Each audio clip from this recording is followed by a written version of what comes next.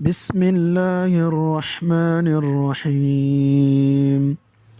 يسبح لله ما في السماوات وما في الأرض الملك القدوس العزيز الحكيم. هو الذي بعث في الأميين رسولا منهم يتلو عليهم آياته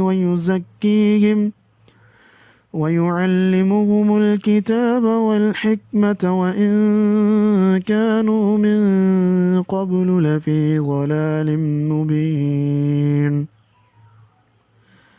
وآخرين منهم لما يلحقوا بهم وهو العزيز الحكيم. ذلك فضل الله يؤتيه من يشاء والله ذو الفضل العظيم.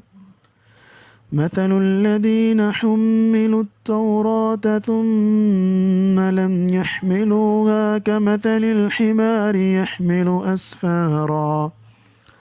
بئس مثل القوم الذين كذبوا بآيات الله والله لا يهدي القوم الظالمين.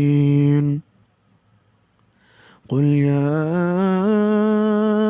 أيها الذين هادوا إن زعمتم أنكم أولياء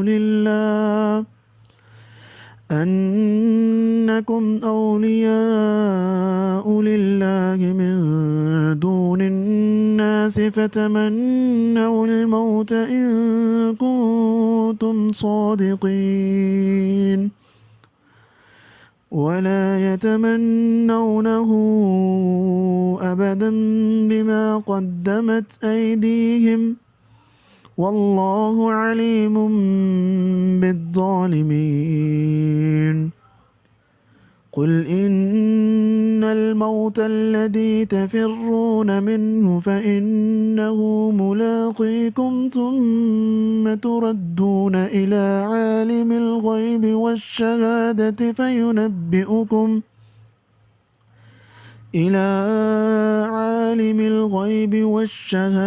فينبئكم بما كنتم تعملون. يا أيها الذين آمنوا إذا نودي للصلاة من يوم الجمعة فاسعوا إلى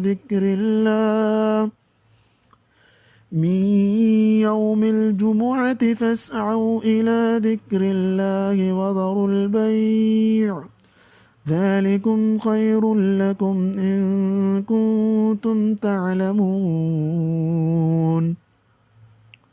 فإذا قضيت الصلاة فانتشروا في الأرض وابتغوا من فضل الله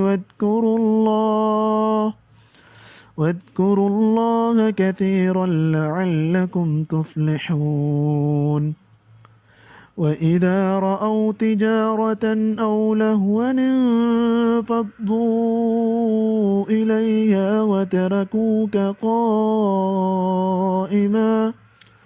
قل ما عند الله خير من اللهو ومن التجارة والله خير الرازقين.